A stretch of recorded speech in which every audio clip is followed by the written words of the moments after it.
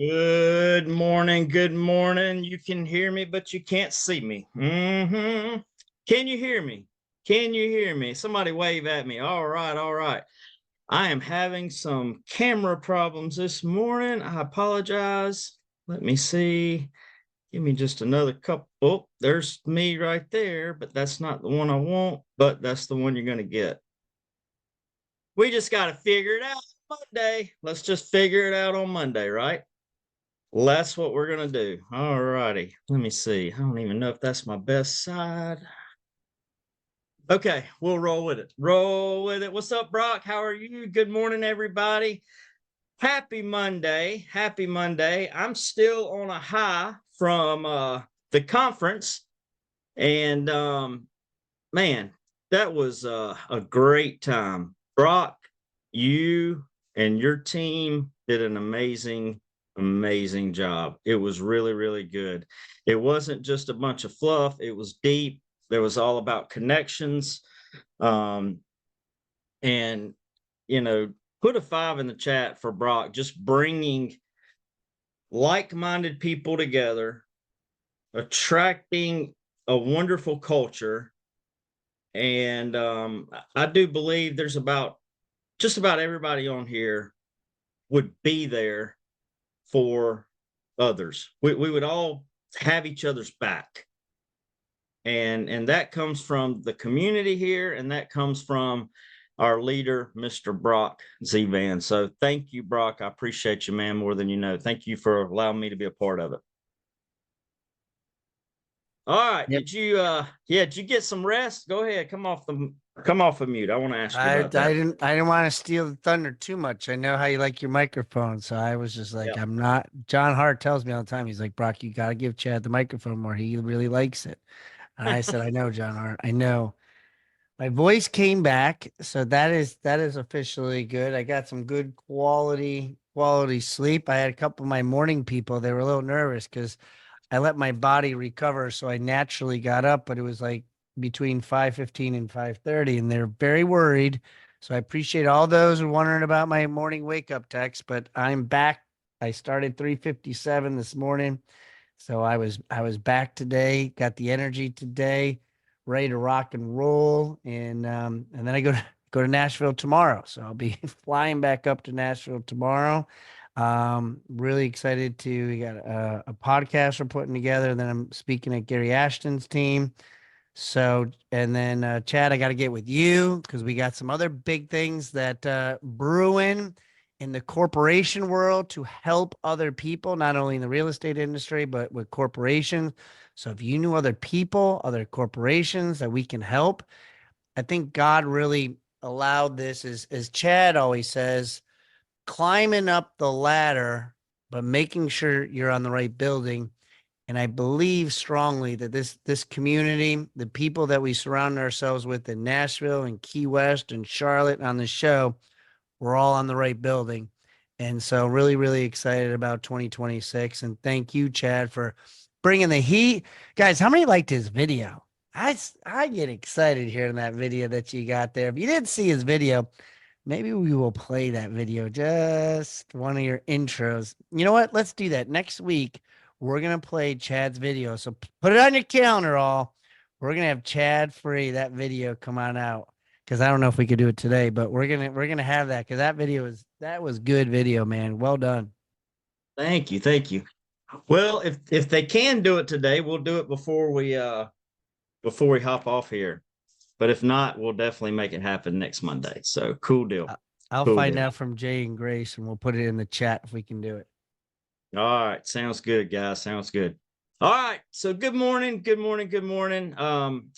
Again, I appreciate this opportunity to be on Monday mornings and talk to you. And I wanted to talk to, you know what? I ask myself sometimes, I can't be the only one that feels like this. And before we get started, look at her. I'm so yayed up already. I'm trying to stay calm. But I just forgot no audio. Y'all hear me? Somebody says no audio. Oh, No, y'all you're do got good. You're good. okay. All right. Good deal. Before we get started, let's talk about our affirmations. Let's bring it up. Affirmations, purpose, purpose, purpose. All right, we're going to come off of mute and we're going to sound so good harmonizing together on the count of 3. Say it together. 1, 2, 3. I am created on purpose for a purpose with You are you are created created on purpose for a purpose. For a purpose. All right, guys. So now let's get going. Most of us on here are business owners, some sort of high performer, maybe a realtor, maybe a sales professional, whatever you call yourself. I want to talk about the fact that most of us are not afraid to work. We're not afraid of pressure, but many of us are exhausted, not mentally, but physically. I know we just had our 2026, right? And that was a time that, like Becca Black likes to say, Control, Alt, Delete, great restart. Let's get it going. New year. But sometimes that exhaustion, that mentally, I guess, exhaustion, it just follows us. We can't seem to get rid of it. You know, I used to tell people, because this is the way I felt. It's like right over there looks great because I see it, and it's gonna happen. It was very clear. But the road to get there, I don't know how I'm gonna make it. Have any of you ever been there? Like, it looks so good right over there. It's just beautiful, but here to there, it's making me scared to death. That's just kind of my story. But here's the deal. Fear in the mind creates anxiety in the body. Fear in the mind creates anxiety in the body, not reality, not facts. Fear in the mind and anxiety doesn't live in today. It's rough. It's tough. That's why I say you have to have a mindset revolution before you can have a money revolution. And a lot of times it's money that is creating that fear inside of us. A lot of time money has control of us and we don't have control of money. I say all of that because I've been there. Here's what fear does to high performers. Fear turns you into a false prophet. You start predicting a future that hasn't happened yet. And most of the time, it's doom and gloom. The market's changing. Rates are too high. I just can't get ahead. These leads are horrible. This deal could fall apart. The deal you haven't lost anything that you ever had. I don't know if I said that right or not. That didn't sound right. Double negatives or something. Y'all can tell from where I'm from. I'm out in the country, all right? Just bear with me. You know what I'm saying, though. I used to, I had a big deal about 5 years ago, and I put it on my whiteboard. And guys, it was a 6-figure deal. And it sounded good. It looked good. Everything looked promising. And let me tell you something. It was to the tune, it was about a little over $200,000. I'd already had bills paid off in my mind. I already had a couple investments. I did all that in the future in my mind. It was already done. And you know what? It took my mind off of today. It took my focus off of today because I was so focused on that. It took my focus off of prospecting today, talking to people today, because of the promise of something that hadn't happened. And I was chasing it. And then I started internalizing, well, this ain't gonna work. I lost it. I didn't lose anything that I never had.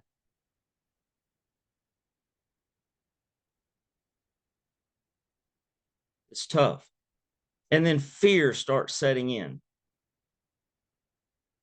Slowly you begin living today like tomorrow is already broken.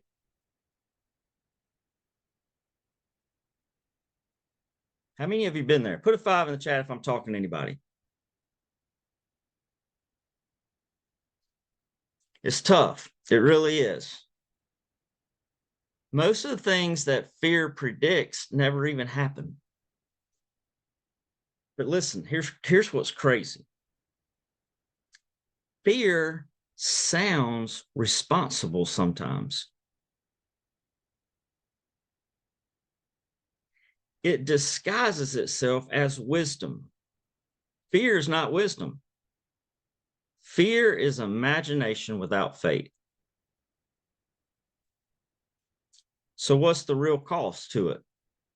The real cost is it steals the present. It steals the present right here. At home, you're busy, but you're mentally exhausted. Burnout doesn't come from doing too much. It comes from living in the future all day long. I'm telling you guys, I used to live 2 years out, 5 years out. If this works out and that works out, man, it's just going to all work out. It's going to be good. Sometimes I know it sounds like a broken record, but I'd be throwing the ball with my kids, thinking about the deal closing tomorrow. Man, I wasn't present at all. And I think that mindset, when you have that shift from fear to faith, you're going from scarcity to abundance. I don't know if you, for those of you that were at the event, I took $100 bill, I had it out in front of me, and then I had a penny, and I had it so close to my eye. I was holding that scarcity, that lack up really close. That's something that I saw Myron Golden do. And I had it so close to me that I couldn't see the $100 bill in front of me. But the fortune was right in front of me, but the lack, I was holding on to it. And then once you understood that, what happens is as we grow older and we become more wise and wisdom, sometimes we just continue to get programmed. And we have a roll of pennies on our eye. So you might have one penny roll off, right? And then another penny roll off. Then you start seeing a little bit around there, hey, that looks like $100 bill. I can't see, oh, maybe it's just a $10 bill. Then you keep doing the pennies off, and then you see, man, that's a $100 bill.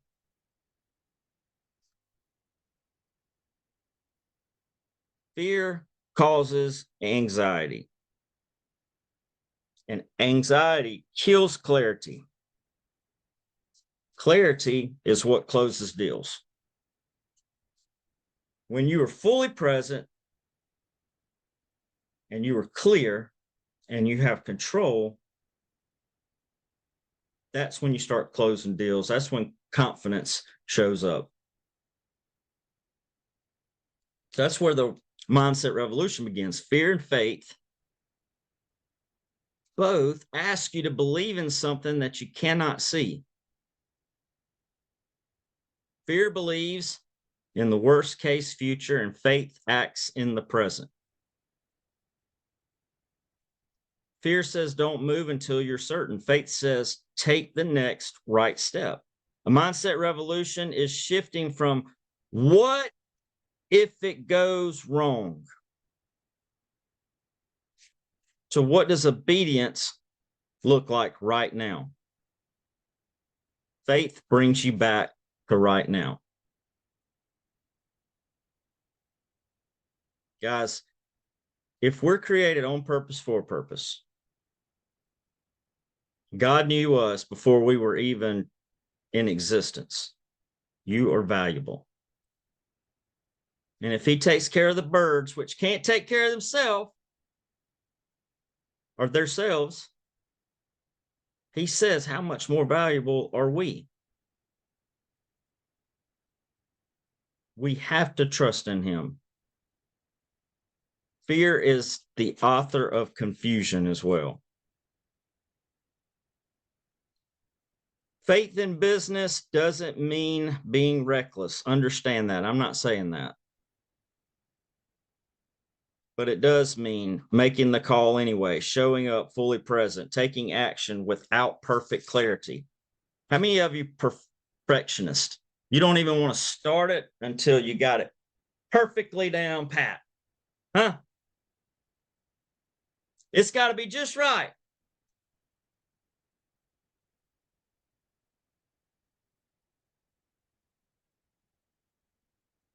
You got to go. You got to start. Failure is a necessity to success. Fear of failure will definitely prevent you from being successful.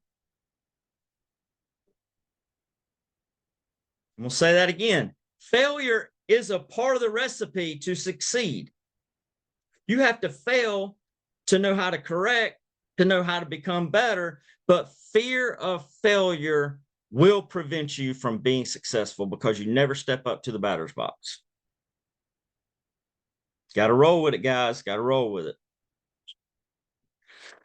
Fear says, just let it sit. Don't touch it. I'll deal with it later. And before you know it,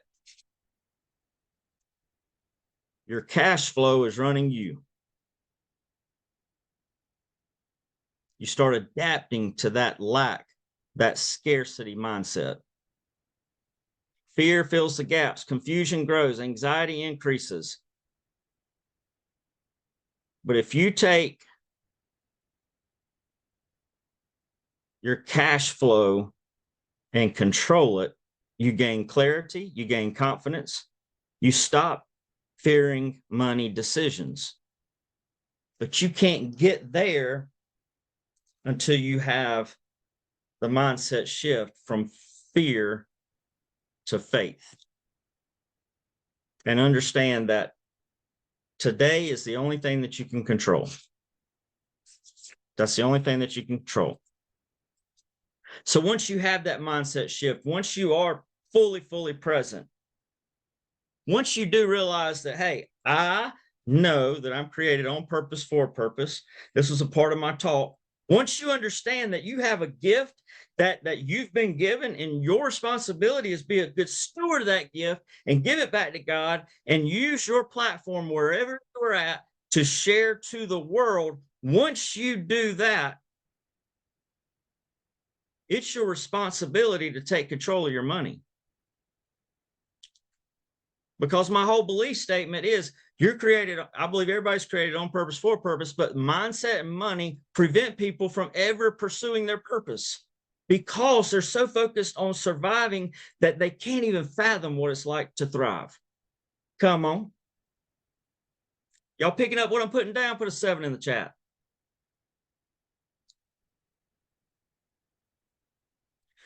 For those of y'all that missed it, I'm going to say it again. I hate needles. I can't stand needles. Oh my goodness gracious of living. Goodness sakes alive. Needles turn me into a drama queen, not even a drama king. I can't stand them. I don't know how to whip it. I told a story that I used to have these allergy shots. I get one a year, and that's the only thing that would take my allergies out. And when I say my allergies were bad, man, I would sneeze 15 times. I would snot and it would just be ugly, right? I had to have a shot to get rid of those allergies. And me hating needles and can't standing needles, I would dread it. I would try to avoid it. But I knew that particular thing is the only thing that would cure those allergies. And now I got to tell you the story, right? Because I've already started it. So I went to the doctor. My Nana, yep, that's what I call her. My Nana was the nurse, and she knew how I was. So she was the one that would give me the shot. She had my water and like a cold rag ready and all that good stuff. And I would start the night before just psyching myself up, getting all pumped up. You know, it ain't gonna hurt. Be a man. Good gracious, you're 30 years old. Just be a man, right? I would hate it because I knew that shot was going to hit me in the arm. And honestly, it really wasn't the shot that hurt. It was that anxiety that just I hated, because I would break out into a cold sweat. I'd get clammy feeling and all that good stuff. So I'd walked in there that one particular time. I remember it like it was yesterday. I rolled my sleeve up. I'm getting ready. It was my left arm. So I don't even like talking about it because it takes me back to that place. But I do that, and here comes my Nana. She walks in, and she sees me with my shirt rolled up, and she says, "I'm so sorry, baby." I said, "What you sorry about?" She said, "This one's going in the hiney." I'm like, no, no, no, no, no. It's like I have my focus right here in my arm. And it's like I truly got caught with my pants down. What's up with that? It's horrible. It was terrible. But I had to do it. A lot of people don't want to confront their finances because they're fearing what they're going to see. They're fearing what they're going to find out. You need to start having faith in what your money can start doing for you to get out of this. Confronting your money is like that shot. Here's the deal. You must take control of your finances before you have clarity in your finances.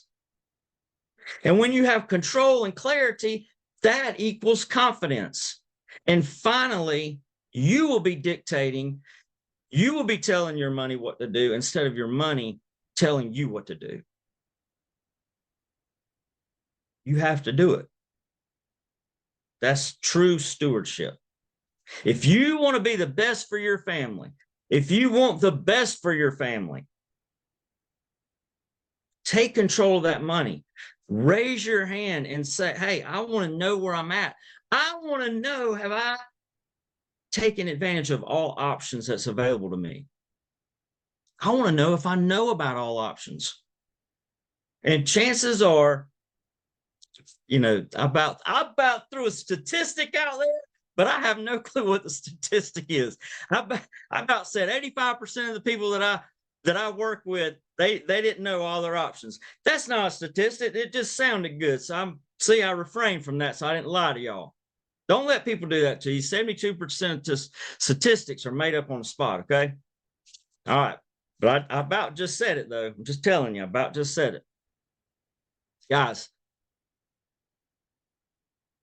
take control of your finances. You don't have to have a bunch of envelopes on the dresser and put X amount in there. Some of you, that may work for you.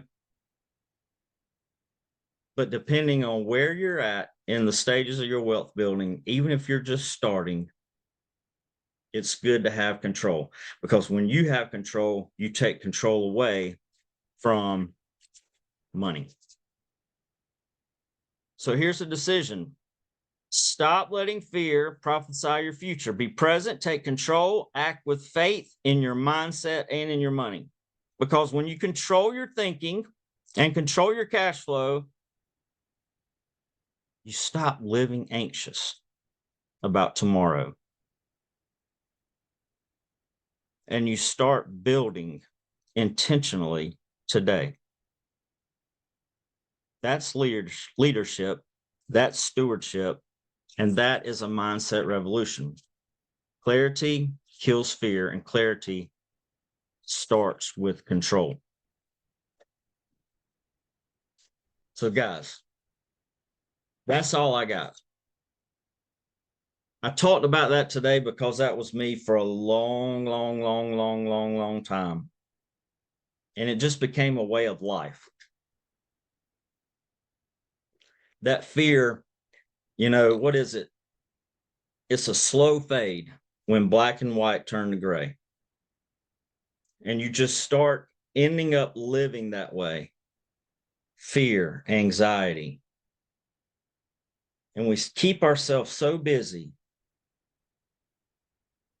that we lose focus on where are we? How am I doing? What am I doing? Am I okay? I'm wanting the best for my family. I'm wanting to do the best. I'm not afraid of work. I'm not this. I'm not that. Blah, blah, blah, blah.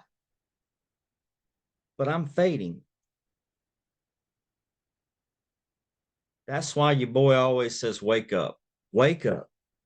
Let me get your attention. Let's disrupt the status quo a little bit. Let's hit the Control-Alt-Delete.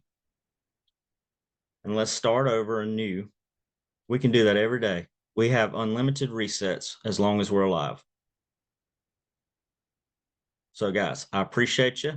Thank you very much for listening to me. And do we have that video queued up or no? If we don't, that's fine. If we do, let it roll.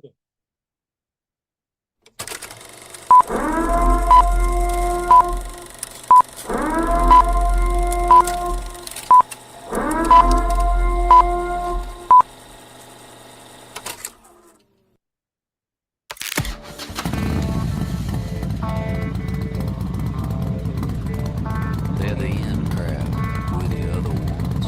It's a different kind of cloth we cut from. We let our colors show where the numbers in. We're the 24. That's who we are.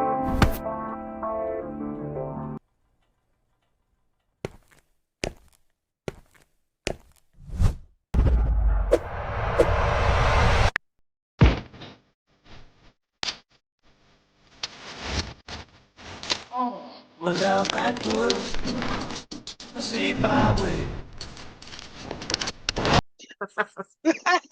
I had I more love it, comments on and compliments on that walk-up song than I did my talk. No, I'm just kidding. I'm just kidding. I started thinking, man, I put more into that than my talk. But anyway, I appreciate you guys. Thank you.